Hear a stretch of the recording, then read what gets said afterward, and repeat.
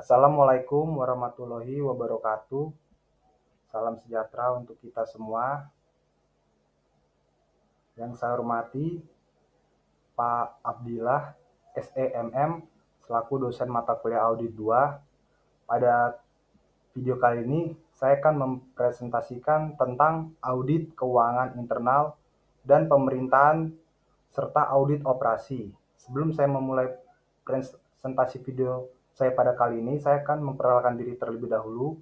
Perkenalkan, nama saya Samuel Renato Sialagan dengan NIM 23110024 dari Prodi Akuntansi.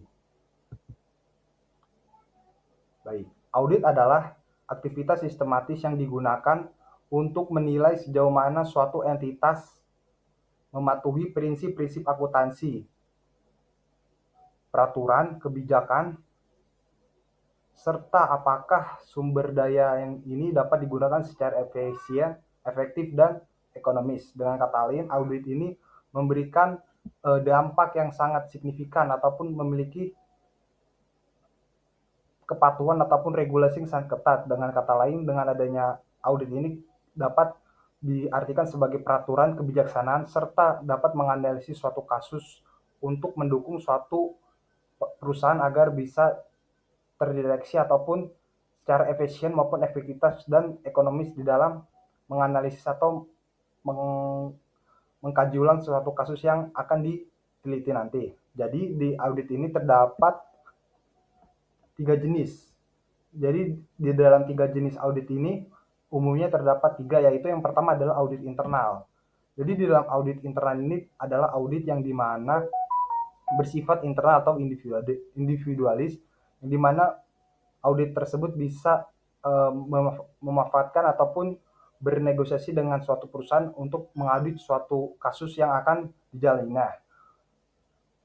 Dan untuk berikutnya yang kedua adalah audit pemerintah. Di dalam audit pemerintah ini adalah audit yang dimana terdapat beberapa government atau pemerintahan yang sangat penting ataupun digunakan untuk menganalisis suatu kasus yang apabila terjadi kesalahan dalam serah saji. Yang ketiga adalah audit operasional. Jadi dalam audit operasional ini terdapat ketidakseimbangan terhadap suatu operasional suatu perusahaan, misalnya seperti kelalaian ataupun ketidaktransparansi terhadap suatu laporan keuangan dan berita laporan operasional lainnya. Yang berikutnya adalah audit keuangan internal. Audit internal adalah proses penilaian independen yang dilakukan oleh unit dalam organisasi untuk menilai pengendalian internal, manajemen risiko, dan proses tata kelola organisasi. Jadi seperti yang saya sebutkan sebelumnya, dalam audit internal ini ada beberapa poin yang sangat penting seperti pengendalian internal, manajemen risiko, dan proses tata kelola organisasi. Jadi di audit internal ini dapat mengevaluasi suatu perusahaan baik secara berkala maupun secara berproses. Dengan kata lain, bisa mengendalikan internal dan manajemen risiko apabila terjadi suatu kecurangan ataupun fraud yang dilakukan satu perusahaan dan dapat diaudit oleh pihak internal tersebut. Jadi tujuan audit internal ini yang pertama adalah menilai efektivitas dan pengendalian internal. Yang kedua adalah mendeteksi mencegah kecurangan. Dan yang ketiga, meningkatkan efisien dan efektivitas operasional. Yang keempat adalah memberikan rekomendasi perbaikan. Yang berikutnya adalah audit keuangan internal. Karakteristik dalam audit keuangan internal adalah yang pertama itu bersifat independen dalam organisasi. Yang berikutnya adalah fokus pada perbaikan internal. Dan berikutnya memberikan saran manajerial. Dan yang terakhir adalah bekerja dengan rencana tahunan yang disetujui manajemen dan dewan audit. Jadi setelah diaudit dan setelah dianalisis suatu kasus tersebut, terdapat juga opini audit tersebut terhadap kasus yang sudah dikerjakan. Jadi di dalam pihak audit internal tersebut bisa memberikan saran kepada suatu perusahaan tersebut. Yang berikutnya adalah yang D adalah fungsi audit internal. Fungsi audit internal itu adalah asuransi dan konsultasi. Yang kedua adalah penilaian risiko. Yang ketiga adalah evaluasi sistem pendidikan, sistem pengendalian. Dan yang terakhir adalah peninjauan terhadap kepatuhan kebijakan dan peraturan. Yang berikutnya adalah standar dan pedoman.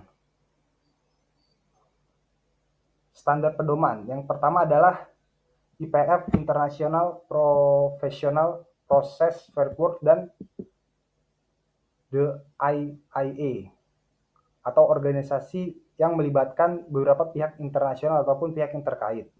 Yang berikutnya adalah standar audit internasional internal atau SAI, dan BPKP di Indonesia atau Badan Pengawas Keuangan dan Pembangunan. Yang berikutnya adalah audit pemerintah. Audit pemerintah adalah proses pemeriksaan yang dilakukan oleh lembaga negara seperti Badan Pemeriksa Keuangan atau BPK dan aparat pengawasan internal pemerintah atau APIP untuk menilai pengelolaan keuangan negara. Jadi di dalam audit keuangan pemerintah ini ataupun audit mengenai pemerintah ini bertugas untuk mengaudit ataupun memeriksa apa yang dilakukan oleh suatu lembaga negara seperti BPK ataupun API ini untuk dikelola keuangan secara baik dan transparan. Yang berikutnya adalah B, lembaga yang melakukan audit. Yang pertama adalah BPK atau Auditor Eksternal Pemerintahan berdasarkan Undang-Undang Nomor 15 Tahun 2006. Yang kedua adalah APIP, Auditor Internal Pemerintah, serta BPKP, Inspektorat Jenderal. Yang berikutnya adalah dasar hukum audit pemerintah. Audit pemerintah memiliki dasar hukum yang pertama adalah Undang-Undang Nomor 15 Tahun 2004 tentang pemeriksaan, pengelolaan, dan tanggung jawab keuangan negara. Yang berikutnya kedua adalah Undang-Undang Nomor 15 Tahun 2006 tentang BPK atau Badan Pemeriksa Keuangan. Yang nomor D adalah poin D, yaitu terkait jenis-jenis audit oleh BPK. Yang pertama adalah audit keuangan. Audit keuangan ini memberikan opini atas laporan keuangan. Jadi dengan kata lain, dengan adanya audit ataupun BPK tersebut bisa mencegah ataupun memberikan opini terhadap suatu laporan keuangan apabila terjadi ketidaktransparan terhadap laporan tersebut. Yang berikutnya adalah audit kinerja operasional. Menilai efisiensi, efektivitas, dan ekonomis kegiatan pemerintah. Jadi dengan adanya audit kinerja operasional tersebut bisa menilai apakah pengelolanya sudah baik atau belum, dan menilai juga serta keefektivitasan suatu perusahaan ataupun lembaga pemerintah tersebut, dan menganalisis beberapa ekonomis kegiatan pemerintah. Apakah ini memiliki keuntungan ataupun kerugian yang berdampak untuk masyarakat sekitar. Yang berikutnya ketiga adalah audit keuangan dengan tujuan tertentu atau ADTT. Fokus pada isu ini adalah tentang pemrograman tertentu termasuk investigasi. Yang berikutnya adalah tujuan audit pemerintah. Tujuan audit pemerintah ini memiliki tujuan yang sangat penting. Yang pertama adalah meningkatkan transparansi dan akuntabilitas terhadap keuangan negara. Yang berikutnya adalah menjamin pengelolaan dana publik secara sesuai dan secara teratur, sesuai peraturan yang sudah diberikan. Yang terakhir adalah meningkatkan efektivitas program pemerintah. Dengan kata lain, tujuan audit pemerintah ini sangat memiliki dampak yang signifikan terhadap masyarakat apabila tidak dikelola dengan baik. Jadi oleh karena itu dengan adanya audit pemerintah ini bisa mencegah hal-hal yang tidak diinginkan baik dalam laporan keuangan serta meningkatkan transparan terhadap akuntabilitas keuangan negara. Yang berikutnya adalah perbandingan audit internal dan audit pemerintah. Ini terdapat beberapa aspek. Yang pertama dulu kita lihat tentang aspek pelaksanaan. Yaitu kalau audit internal itu tentang organisasi, atau auditor di internal itu di organisasi. Sedangkan kalau di audit pemerintah itu pelaksananya BPK atau APIP, Badan Pemeriksa Keuangan atau audit pemerintahan Indonesia Pusat. Yang berikutnya aspek kedua adalah tujuan. yaitu efisiensi.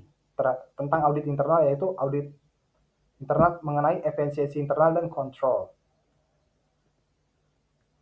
Yang berikutnya adalah mengenai tujuan. Kalau audit pemerintah ini tujuannya itu akuntabilitas keuangan dan negara. Yang berikutnya adalah aspek objek seluruh unit organisasi. Jadi kalau audit internal ini seluruh organisasi dikelola ataupun dianalisis dengan baik. Yang berikutnya kalau objek terhadap audit pemerintah itu instansi pemerintah. Yang berikutnya kalau kita lihat dari aspek laporan, audit internal ini manajemen organisasi, sedangkan kalau audit pemerintah laporannya DPR atau publik. Sedangkan kalau aspek standar audit internal IPPF atau SAI, sedangkan standar audit pemerintah SPKN atau SAP BPK. Berikutnya audit operasi atau audit kerja. Audit operasi adalah pemeriksaan sistematis dan objektif terhadap kegiatan sistem dan prosedur untuk menilai efisiensi, efektivitas, dan ekonomis kegiatan organisasi. Jadi kalau audit organisasi ini dapat diartikan sebagai memeriksa sistematis dan objektif terhadap kegiatan sistem dan prosedur untuk menilai efisiensi. Jadi untuk mencari ataupun menilai suatu operasi ataupun sistem yang dijalankan dengan baik, audit operasi ini sangat berperan penting terhadap organisasi tersebut. Yang berikutnya adalah tujuan. Tujuan pertama adalah meningkatkan kinerja organisasi, yang kedua adalah memberikan masukan perbaikan organisasi, dan yang terakhir adalah menilai apakah kegiatan organisasi mencapai tujuannya. Yang berikutnya adalah audit operasi atau kinerja. Prinsipnya itu, yang pertama adalah efisiensi, sumber daya yang digunakan dengan optimal. Yang kedua adalah efektivitas, tujuan organisasi ini tercapai. Dan yang terakhir adalah ekonomis, pengadaan barang dan jasa dilakukan secara hemat. Yang berikutnya adalah metodologi audit operasi. Metodologi operasi ini dibagi menjadi beberapa tahap, yaitu yang pertama adalah perencanaan audit, yaitu mengidentifikasi area berisiko tinggi. Jadi di dalam perencanaan tersebut bisa menganalisis ataupun mengidentifikasi beberapa area yang berisiko tinggi. Yang berikutnya adalah penentuan tujuan dan ruang lingkup audit. Baik, yang berikutnya adalah tahap kedua adalah pelaksanaan audit, yaitu mengenai pengumpulan bukti, wawancara, serta observasi data. Jadi di dalam pelaksanaan audit tersebut harus dikumpulkan bukti-bukti seperti wawancara, observasi, serta data yang akurat dan jelas kebenarannya. Yang berikutnya adalah evaluasi proses dan kinerja. Jadi di dalam pelaksanaan audit tersebut harus bisa mengevaluasi proses dan kinerja secara baik dan benar. Yang berikutnya adalah tahap pelaporan. Tahap pelaporan ini terbagi menjadi dua, yaitu penyusunan laporan audit serta merekomendasikan perbaikan. Setelah disusun ataupun melaksanakan penyusunan laporan audit, apabila terjadi hal yang tidak diinginkan ataupun yang negatif, maka akan dilakukan adalah tahap rekomendasi atau perbaikan serta saran di dalam tahap pelaporan tersebut. Dan yang berikutnya adalah tahap 4, yaitu tahap tindak lanjut, yaitu monitoring implementasi rekomendasi. Yang berikutnya adalah metodologi audit operasi. Teknik audit terbagi menjadi 4. Yang pertama adalah benchmarking. Jadi benchmarking ini adalah teknik yang membandingkan proses kinerja ataupun praktik suatu organisasi dengan organisasi lain yang dianggap terbalik di industri best practice. Jadi tujuannya adalah untuk mengidentifikasi area yang biasa ditingkatkan. Yang berikutnya adalah tahap teknik ataupun teknik audit yang kedua adalah flowchart proses, yaitu merupakan representasi visual dari alur kerja atau proses bisnis. Flowchart dapat membantu auditor memahami proses mengidentifikasi titik lemah serta menginefisiensi atau menyimpangkan dari proses standar. Dan tahap yang ataupun teknik yang ketiga adalah analisis biaya manfaat. Jadi di teknik ini membandingkan biaya yang dikeluarkan dengan manfaat yang diperoleh dari suatu kegiatan atau proses. Dalam kata lain, audit operasional tersebut dapat menggunakan teknik ini dapat membantu menentukan apakah suatu aktivitas efisiensi dan ekonomis. Yang terakhir adalah survei karyawan dan pelanggan. Jadi teknik ini digunakan untuk mengumpulkan data langsung dari karyawan internal dan pelanggan eksternal tentang kepuasan, kendala, ataupun masukan yang berguna untuk menilai efektivitas dan efisiensi operasional. Yang ini berikutnya adalah contoh kasus audit.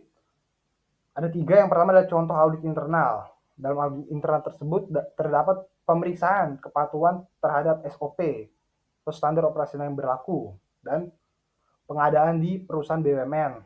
Yang kedua adalah contoh audit pemerintah, yaitu audit BPK atas laporan keuangan pemerintah dan Kementerian Pendidikan. Yang ketiga adalah contoh audit pemerintah, yaitu mengevaluasi kinerja dinas kesehatan dalam program ataupun vaksinasi. Yang berikutnya adalah ruang lingkup dan proses audit keuangan pemerintah. Itu menentukan objek audit. Dalam menentukan objek audit tersebut meliputi instansi pemerintahan program ataupun proyek tertentu yang menjadi fokus pemeriksaan.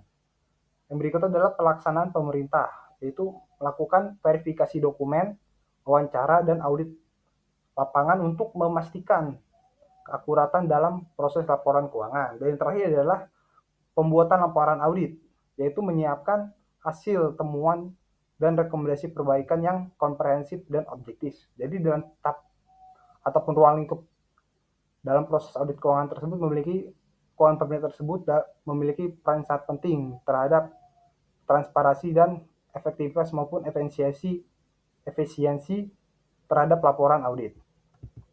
Yang berikutnya adalah perbedaan utama antara audit keuangan dan audit operasi. Terbagi menjadi 2, yaitu audit keuangan dan operasi terdapat berbagian 3. Yang pertama adalah kalau audit untuk keuangan itu fokus pada keandalan laporan keuangan. Yang kedua adalah memastikan kepatuhan terhadap standar akuntansi, dan yang ketiga adalah menilai pengendalian internal terkait keuangan. Dan berikutnya adalah audit operasi. Kalau audit operasi tersebut yaitu mengevaluasi efisiensi dan efektivitas operasional. Yang kedua adalah memastikan proses bisnis berjalan optimal. Dan yang terakhir adalah mencari potensi perbaikan dan penghematan biaya. Berikut adalah metodologi pelayanan audit operasi yang efektif. Yang pertama adalah perencanaan audit. Dalam perencanaan audit tersebut, identifikasi tujuan audit dan proses yang akan dinilai secara mendalam. Jadi sebelum melakukan perencanaan harus bisa mengidentifikasi tujuan audit agar prosesnya akan dinilai secara mendalam. Yang berikutnya adalah nomor 2 adalah pengumpulan data, yaitu melakukan wawancara, observasi, dan analisis dokumen untuk memahami proses kinerja. Yang ketiga adalah evaluasi analisis, yaitu menilai efektivitas dan efisiensi operasional dengan membandingkan terhadap standar dan target. Dan yang terakhir adalah laporan tidak lanjut, yaitu menyusun laporan hasil audit dan memberikan rekomendasi perbaikan yang konkret.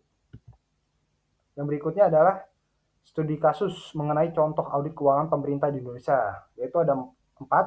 Yang pertama adalah persiapan dan penunjukan tim. Jadi sebelum pembukuan tim audit harus bisa menyesuaikan dengan regulasi pemerintah dan cakupan pemeriksaan. Yang kedua adalah pelaksanaan audit lapangan, yaitu verifikasi penggunaan anggaran dan kepatuhan administrasi keuangan di instansi pemerintah terkait. Yang berikutnya adalah yang ketiga adalah analisis temuan, yaitu identifikasi ketidaksesuaian dan potensi penyimpangan dalam pengelolaan dana publik. Dan yang terakhir nomor 4 adalah pemberian rekomendasi. Jadi setelah dilakukan proses ataupun tahap dari awal, yang berikutnya adalah merekomendasikan untuk memperbaiki sistem pengelolaan keuangan dan penerapannya dalam pengendalian yang lebih ketat. Dan berikutnya adalah tantangan dalam melakukan audit operasi di sektor publik, yaitu kompleksitas. Sektor publik seringkali memiliki proses yang rumit dan berlapis-lapis yang sulit diaudit secara menyeluruh. Yang kedua adalah keterbatasan sumber daya. Jadi dengan kata lain, dengan keterbatasan sumber daya tersebut, kekurangannya staf terlatih dan teknologi yang memadai dapat menghambat pelaksanaan audit yang efektif. Dan terakhir adalah resistensi dari unit yang adanya ataupun yang kurang merupakan salah satu hambatan komunikasi dan penolakan terhadap perubahan rekomendasi audit operasional. Kesimpulan, audit internal bertujuan untuk mendukung manajemen dalam penyampaian tujuan organisasi secara efisien dan efektif.